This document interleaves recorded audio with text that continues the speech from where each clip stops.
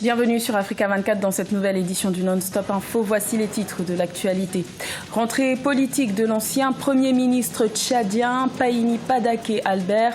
C'était le 26 avril lors du 5e congrès du Rassemblement national des démocrates tchadiens, le deuxième plus grand parti de la majorité présidentielle. Le manioc est considéré comme une véritable mine d'or en Afrique centrale avec plus de 40 millions de tonnes produites par an. Cet aliment a un fort potentiel pour contribuer à l'autosuffisance alimentaire dans la sous-région. Et les métiers de l'information et de la communication étaient primés pour la qualité de leur travail lors de la 15e édition des trophées des médias congolais qui s'est tenue à Brazzaville. Rencontre avec quelques-uns des lauréats de cette cérémonie dans cette édition. Mais tout d'abord, le président André Rajoelina a passé le cap des 100 jours à la tête de Madagascar. Pour l'occasion, il a livré le bilan de ses réalisations ce dimanche 28 avril lors d'une présentation au public. Il en a profité également pour faire de grandes annonces telles que l'augmentation du SMIC, le salaire minimum qui passerait de 42 à 50 €, ainsi que la baisse du carburant. Le chef de l'État a également affirmé vouloir maintenir sa volonté de référendum constitutionnel malgré l'avis défavorable rendu par la Haute Cour constitutionnelle il y a quelques jours, un revers qui avait annulé cette consultation populaire initialement prévue pour le 27 mai en même temps que les élections législatives. Au Tchad, le deuxième plus grand parti de la majorité présidentielle, à savoir le Rassemblement national des démocrates tchadiens, a tenu son 5e congrès le 26 avril à N'Djamena.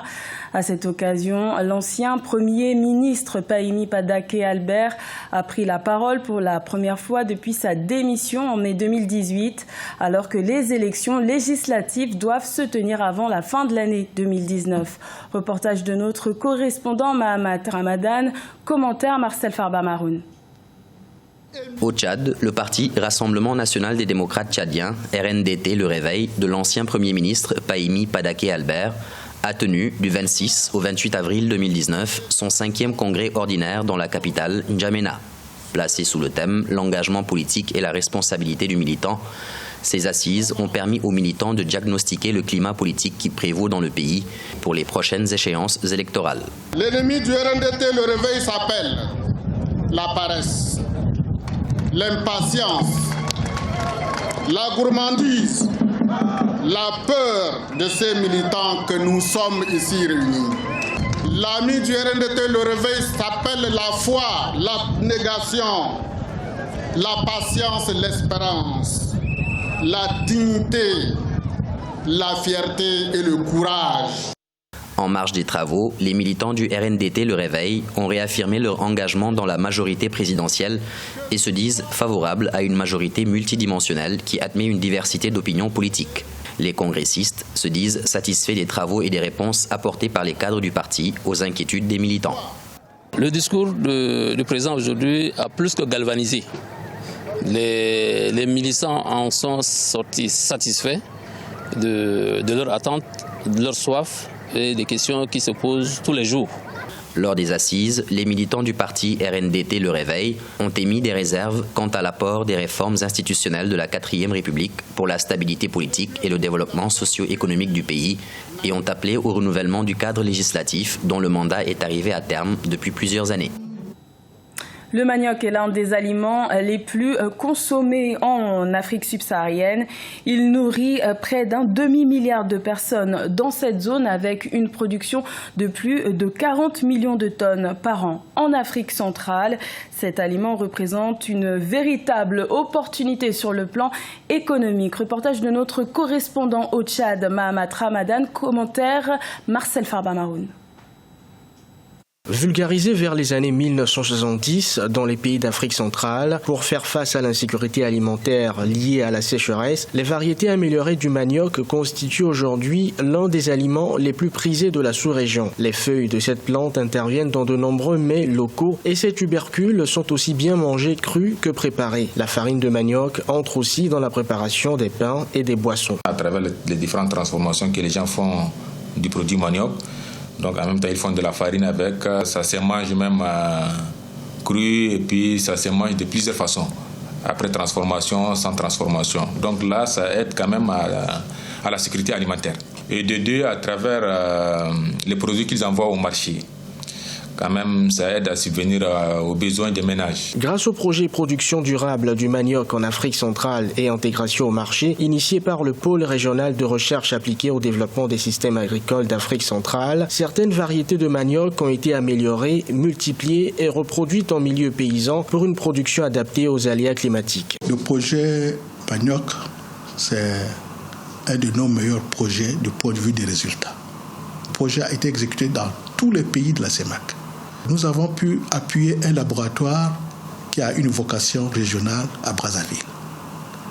Ce laboratoire a permis de rassembler toutes les variétés élites des différents pays qui sont mis en culture in vitro là-bas à Brazzaville et ont été échangés à d'autres pays. Certains pays de la sous-région comme le Tchad, la Centrafrique et le Cameroun comptent pérenniser et intensifier la culture du manioc pour passer de la production de subsistance à la transformation à l'échelle industrielle. La 6e édition de la Semaine de la Science et de la Technologie s'est clôturée le 25 avril à Kinshasa, capitale congolaise. Ce rendez-vous annuel vise à développer une culture scientifique et technologique auprès des jeunes et du grand public. Cette année, le thème était l'ancien et le nouveau monde. Reportage de notre correspondant Jacques Mboka. La Semaine de la Science et de la Technologie, ouverte le 20 avril, a fermé ses portes ce jeudi 25 avril 2019. Organisée par le ministère de l'Enseignement primaire, secondaire et professionnel, en partenariat avec l'ASBL Investing in People, avec le soutien de la Banque mondiale, la 6e édition a connu diverses activités, notamment les conférences, mais aussi les expositions qui ont révélé l'ingéniosité des élèves congolais. Alors j'ai mon stand, je suis avec ma partenaire, j'expose sur les capteurs biométriques.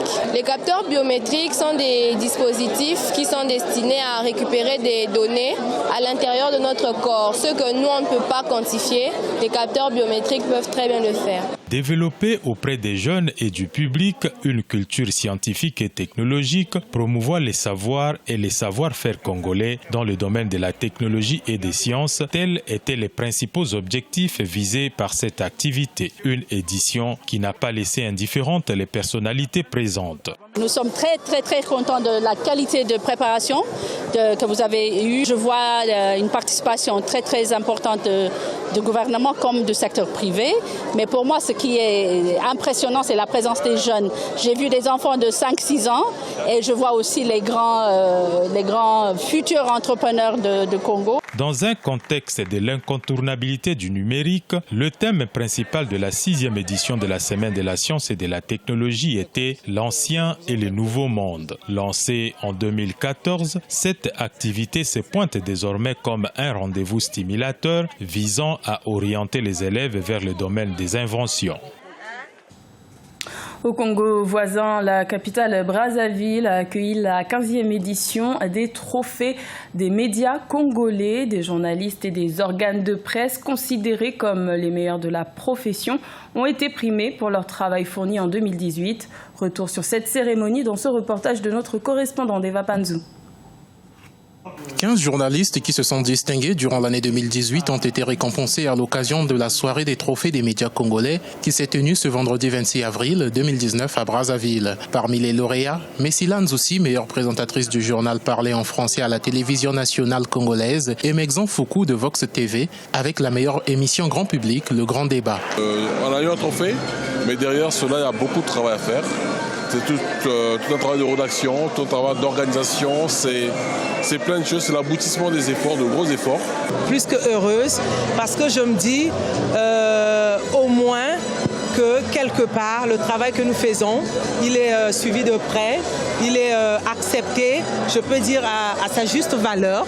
En presse écrite, le trophée du meilleur journal est revenu au quotidien Les Dépêches de Brazzaville, la meilleure chronique à Jean Bédel du Patriote, le meilleur éditorial à Albert Mianzoukuta du journal La Semaine africaine. La meilleure émission grand public en 2018 a été Samedi Brazza de la Radio Congo, tout comme la meilleure présentatrice du journal Lanki Touba, La Fleur Tondo.